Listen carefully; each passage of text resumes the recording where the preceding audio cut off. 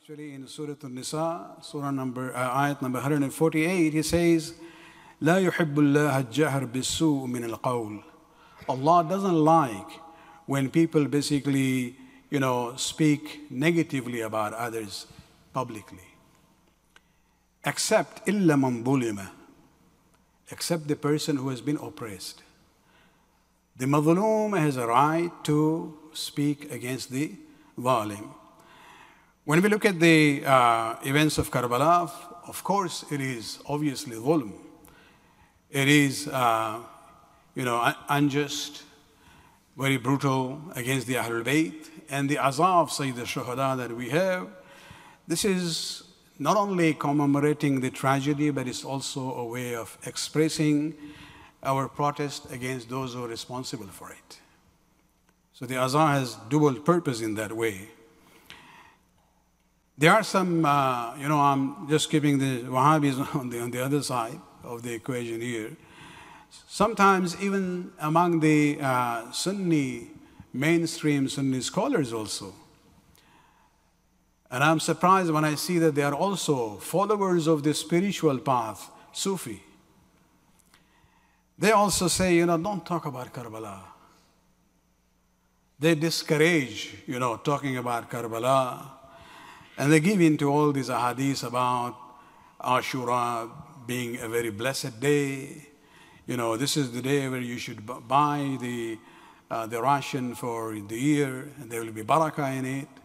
And this is the same day when Adam's tawbah was accepted and Noah's ark came to the shore.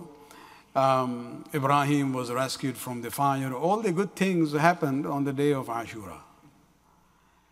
And, even this fasting of the day of Ashura is part of this whole propaganda. Not only that, I think sometimes, it's really amazing how some people become so blind. You ask them why. Why you are saying I should not talk about Kerbela? Let us go to Imam Gazali. Imam Gazali is known to be a supreme spiritual scholar and master among the Sufis. His book, Ihya al-Ulum, is very popular, even in English language. You go and look at anything to do with Sufism or spirituality in Islam, Ghazali is at the top of the list. Many, serious scholars in the Western universities have done the translation of his work. And I was really surprised and shocked when I saw studying Ihya al-Ulum, when he talks about akhlaq. There is a discussion in akhlaq about su'u dhann, to have negative or suspicious thoughts about someone. So he's talking about that Islam says you should not have suspicious thoughts about a fellow Muslim or a mu'min. As an example, you know what he uses? He says, for example, narrating the tragedy of Kerbela is an example of su'u dhann, because then you will have suspicious thoughts about Yazid. And he ends up giving the fatwa when he says, مَا صَحَّ قَتْلُهُ الْحُسَيْنِ. It is not correct that Yazid killed Hussein. وَلَا أَمَرُهُ. Neither did he order that Hussein be killed. وَلَا أَمَرُهُ بِهِ وَلَا رِضَاهُ بِذَلِكَ. And he was not pleased with what happened to Hussein. History is there, very clear. وَمَتَى لَمْ يَصِحْ ذَلِكَ عِنْدَهُ لَمْ يَجِزْ أَنْ يُظُنَّ ذَلِكَ بِهِ. Since this is not true regarding him, therefore to have suspicious thoughts about Yazid, that he is responsible, is not allowed. لَمْ يَجِزْ. It is not jaiz, permissible. Now you come to the reason why he is trying to prevent the narration of Kerbela. فَإِنَّ إِثَاعَةَ الظَّنِّ بِالْمُسْلِمِ حَرَامٌ. To have suspicious thoughts about a Muslim is haram. قال الله تعالى, and then he recites this ayat from Surah Hujurat, يَا أَيُّهَا الَّذِينَ آمَنُوا اجْتَنِبُوا كَثِيرًا مِّنَ الظَّنِّ إِنَّ بَعْضَ الظَّنِّ إِثْمٌ. The ayat which says don't entertain suspicious thoughts. And then, now we come to the motive, the real reason why he's saying don't talk about Karbala. He says, يَحْرُمُ عَلَى الْوَاعِظِ ذِكْرَ الْحُسَيْنِ وَأَصْحَابُهُ. It is haram on the narrator or the orator to mention Hussein and his companions. Why? لأنه يهيج على بغض الصحابة. Because it incites hatred towards the Sahaba of the early days. That is the root of the problem. Because Karbala is not the beginning. Karbala is the end result of what happened in Saqifa. You know, that's where the process started and ended up in Kerbela and the killing of Hussein. So anybody who studies this tragedy and then traces the causes and the links back, this is what he's saying, because this will create, bughd, hatred towards the Sahaba. And this is where we have to realize that, even when a person like Imam Ghazali talks about it this way, we have to come out forcefully to keep this tragedy, the remembrance of it alive. Unfortunately, attempts are even being done now. Recently in Pakistan, they just passed a bill, Tawheen Sahaba. We had this Tawheen Risalat,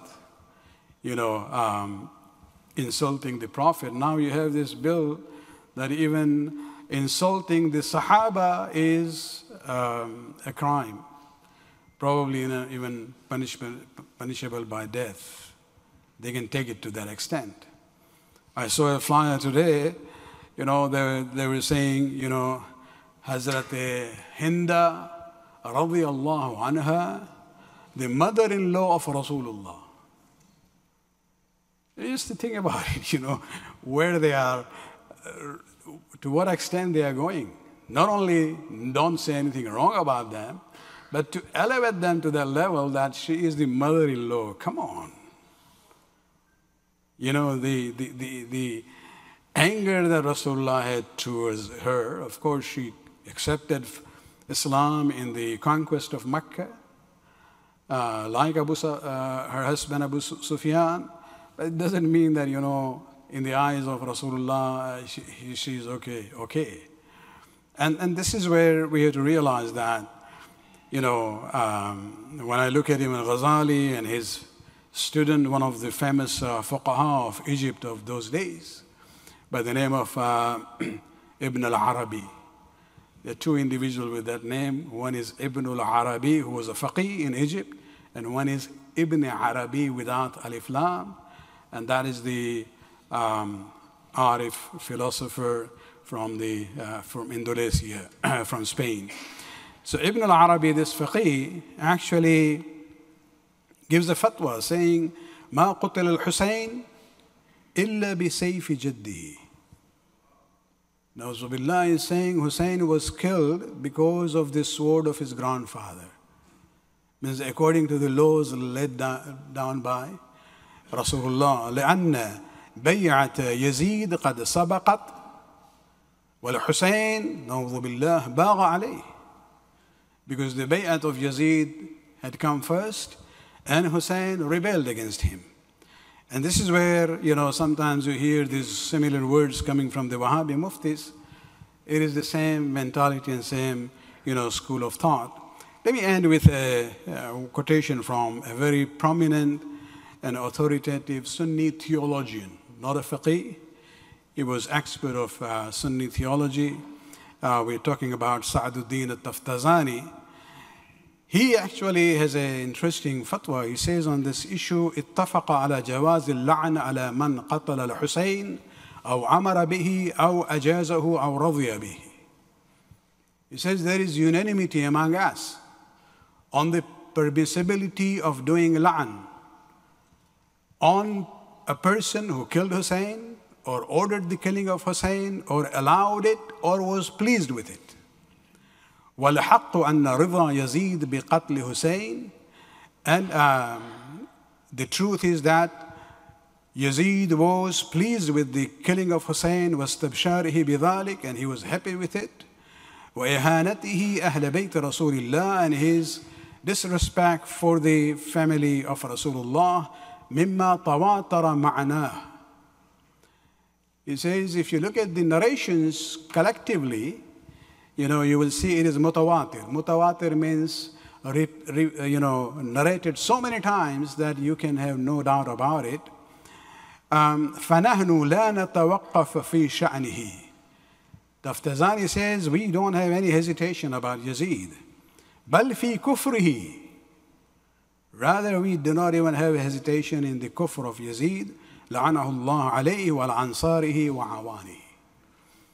And so, even among the Sunni scholars, there are some who are fair-minded on these issues, that when it comes to Hussein ibn Ali, you cannot be on the opposite side. May Allah subhanahu wa ta'ala give us the tawfiq to understand the mission of Hussein and to move it further, especially by our own practice, inshallah.